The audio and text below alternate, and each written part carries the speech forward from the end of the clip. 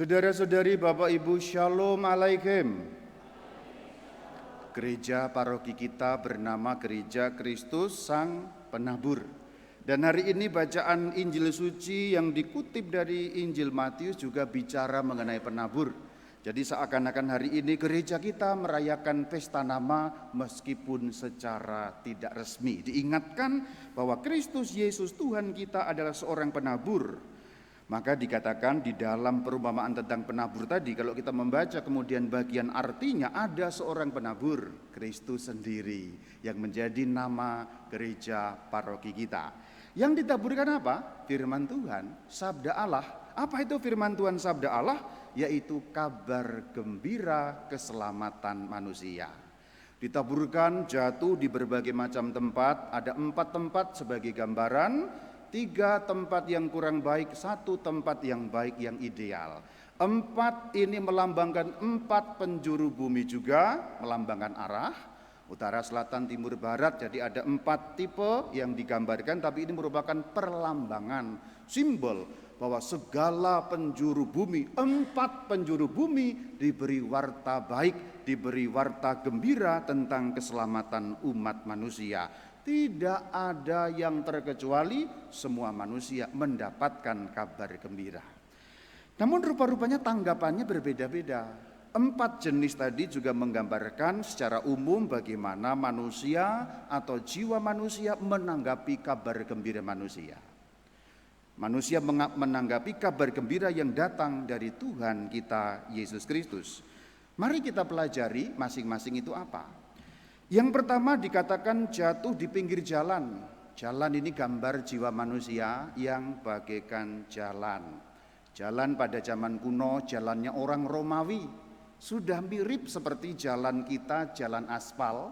Tapi dulu belum menggunakan aspal, hanya batu-batu besar yang ditata di dalam jalan. Tapi intinya kira-kira sudah mirip seperti jalan kita, jalan aspal maupun jalan yang diplester menggunakan semen. Meskipun tidak secanggih itu kalau pada zaman kuno, tapi orang Romawi sudah punya jalan yang canggih. Jadi kalau jatuh seperti itu tidak ada tanahnya, artinya tanahnya dangkal. Ini gambaran jiwa manusia yang dangkal, yang tidak punya kedalaman. Sehingga kalau kita lihat seperti jalan ya tidak ada tanah di situ, dangkal. Jiwa manusia yang dangkal artinya jiwa manusia yang tidak pernah merenungkan firman Tuhan. Jiwa manusia yang tidak pernah merenungkan bagaimana perjalanan hidupnya sendiri. Sehingga kehidupan sehari-hari itu hanya lewat. Makan, minum, tidur, makan, minum, kerja, tidur, makan, minum, kerja, tidur, makan, minum, kerja, tidur, dan seterusnya. Seperti itulah, seperti tidak ada apapun yang terjadi, sambung menyambung. Ini bukan soal merenungi loh ya, tapi merenungkan tentang hidup. Manusia yang dangkal itu ada, hidupnya lewat begitu saja. Cirinya gampang gelisah, gampang galau, gampang cemas, gampang khawatir. Karena apa? Tidak pernah merenungkan hidupnya sendiri. Merenungkan hidup itu maksudnya bagaimana sih? Rama begini, kalau ada kekecewaan, kalau ada kesulitan, kalau ada kegagalan, apa ya sebabnya? Tuhan mau bicara apa ya tentang ini? Kalau ada keberhasilan, kalau ada kemenangan, kalau ada kesuksesan, oh ini berkat Tuhan campur tangan dalam kesuksesanku. Kalau ada sesuatu direnungkan, oh hari ini aku ternyata masih kurang sabar. Oh padahal firman Tuhan katakan kasih itu sabar. Itu yang namanya merenungkan hidup. Cara memperbaiki kalau kamu berada dalam situasi jiwa yang dangkal adalah dengan namanya examen conscientiae. Ini bahasa Latin, kamu nggak tahu. Bahasa Indonesia, pemeriksaan batin paling kurang 1 kali 1 hari sebelum tidur. Ini cara menyembuhkan jalan tadi itu, jiwa manusia yang bagaikan jalan yang dangkal hidupnya. Malam berdoa, Tuhan mohon terang supaya aku dapat mengenali hari ini perbuatanku dan karya Tuhan. Dilihat, oh dari pagi sudah nganter istri, omong-omongannya bisa bagus, terima kasih Tuhan hari ini aku rukun dengan istriku. Siang-siang jemput anak, di jalan berantem sama pengguna jalan yang lain. Oh Tuhan, mohon ampun hari ini aku masih belum sabar, ternyata masih gampang kena emosi dan lain sebagainya. Pemeriksaan batin menyembuhkan kita dari jiwa yang dangkal, sehingga satu hari tidak hanya lewat-lewat begitu saja. Sebab jiwa yang dangkal tidak mungkin membuat firman Tuhan bisa tumbuh. Mendengar firman Tuhan. Nomor 2, berbatu-batu. Apa itu maksudnya berbatu-batu? Ada tanahnya tapi ada batunya. Batu melambangkan kesulitan karena batu keras. Jadi menghadapi hidup yang keras, orang tidak punya daya tahan, lembek seperti mentega. Mentega itu kan keras kalau dingin, tapi begitu masuk penggorengan melenyek. Nah itu hidup yang tidak kuat, hidup yang lembek, sehingga menghadapi kesulitan sedikit terus galau, cemas, menyerah, tidak move on, hilang healing terus, padahal tidak kenapa-kenapa. Kan sekarang itu lagi musim tuh apa-apa dikit-dikit healing, padahal tidak kenapa-kenapa. Ini daya tahan. Nah, manusia yang tidak punya daya tahan ini karena gampang menyerah pada godaan. Obatnya ada. Ini bukan nggak ada obat, ada obat. Kalau kamu tidak gampang move on, sedikit-sedikit healing, itu karena di dalam hidup sehari-hari kamu gampang menyerah terhadap godaan. Gampang menyerah terhadap godaan itu ya berarti kalau ada godaan sesuatu untuk melakukan yang buruk cepat diikuti. Pagi-pagi, hari Minggu, misa jam 7, meskipun rumah dekat harus bangun jam 6, karena nanti supaya bisa mandi, kemudian berangkat misa, kemudian ikut misa jam 7. Kita kan hanya punya satu kali misa ya, kalau lewat kan gak ada misa yang lain. Sudah bunyi alarm, kring, kring, kring, kring, kring, kring, jam 7, terus dipencet namanya itu snooze. Dalam HP itu ada snooze. Snooze itu maksudnya kalau dipencet nanti alarm 10 atau 5 menit kemudian. Terus 6.10 tit tit tit tit snooze lagi. Tit tit tit tit 6.20 snooze lagi. Tit tit tit tit 6.40 snooze lagi. Tit tit tit tit 7 kurang 5, sudah telat, mending tidak usah misa. Ini menyerah terhadap godaan. Nah, kalau kamu menjadi manusia yang sering menyerah terhadap godaan, apapun godaannya, dan dalam satu hari itu pasti banyak godaan, hitung saja kamu kapan menang terhadap godaan, kapan kalah terhadap godaan. Kalau seringnya menyerah, jadinya seperti jiwa yang berbatu-batu. Maka kalau firman Tuhan masuk, sulit tumbuh karena gampang menyerah terhadap godaan. Yang nomor 3 adalah semak duri. Semak ini menggambarkan satu yang bisa menghancurkan tanaman, semak duri lagi.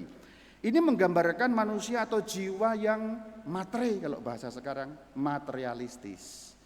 Gampang terkena kekhawatiran tentang harta benda, tentang kehidupan material. Ini tidak hanya menyerang orang miskin atau orang kaya, bisa dua-duanya. Orang yang kelebihan harta bisa diserang, matre ini. Orang yang kurang harta juga bisa diserang, meskipun cara menyerangnya berbeda-beda. Jadi semak duri gambaran ini adalah mengenai gambaran orang yang jiwa yang gampang terkena serangan materialisme. Contoh untuk yang miskin, kekhawatiran, Tuhan rezeki tidak ada, dan terus rezeki, padahal Tuhan katakan burung pipit dipelihara. Bahkan rambut kepalamu tidak akan jatuh tanpa izin Tuhan. Artinya pastilah dalam keadaan kekurangan, dalam keadaan miskin kita ada pertolongan Tuhan karena firman Tuhan jaminannya. Jadi kekhawatiran biasanya kalau yang kekurangan. Tapi untuk yang kelebihan harta, yang sudah kaya, yang sudah menumpuk harta, ini godaannya lain lagi. Godaannya adalah pikirannya terus kepada cuan. Terus cuan. Semua ukuran dunia diukur dari soal cuan, keuntungan, duit hijau. Kalau aku melayani di gereja, untungnya apa sih? Nggak ada cuannya. Umpamanya, mohon maaf, di paroki ini nggak ada. Ini paroki lain kalau ini ya. Paroki ini nggak ada. Ini cuma contoh. Di paroki sini nggak ada, di paroki lain yang ada. Jadi semua hal di dunia ini ukurannya hanya dari materi. Nah ini semak duri. Apapun yang diperbuat hanya diukur dari soal materi, duit, cuan. Apapun ukurannya hanya itu. Kesuksesan diukurannya soal duit. Pelayanan hanya diukur soal duit. Relasi itu hubungan antar manusia hanya diukur dari soal duit, soal cuan, soal keuntungan. Nggak ada untungnya kalau gaul sama itu. Nah ini semak duri. Sifat yang seperti itu Tuhan katakan ini bagaikan benihnya muncul sedikit tapi kemudian mati karena terhimpit. Nah 3 keadaan ini kalau menjangkiti kita tadi saya sudah sebutkan obatnya. Nah kalau yang semak duri obatnya apa Rama? Obatnya banyak berderma, banyak memberi, banyak bersedekah, banyak melayani. Itu obatnya. Untuk yang ketiga ini. Banyak memberi, banyak berderma, banyak bersedekah, banyak melayani. Memberi itu intinya. Mengeluarkan apa yang dari diri. Sebab semak duri menarik semua yang dari luar ingin kepadaku sendiri. Jadi nomor 3 ini obatnya itu. Nomor 4 benih yang baik kemudian jatuh di tanah yang baik yang diharapkan dari kita semua seperti itulah. Tentu perjuangan kita tidak selalu mudah. Kita ini berjuang masing-masing dan firman Tuhan hari ini bukan untuk menuduh kamu, memarahi kamu, tidak. Firman Tuhan hari ini memberi gambaran, kemudian kita bercermin, kemudian kita tahu obatnya bagaimana supaya kita dapat menjadi benih yang siap diterima oleh tanah yang baik sehingga berbuah. Berbuah, menghasilkan buah artinya ada benih yang lagi. Kalau pohon kan gitu ya, pohon ada buah ada biji jadi benih, terus bisa melanjutkan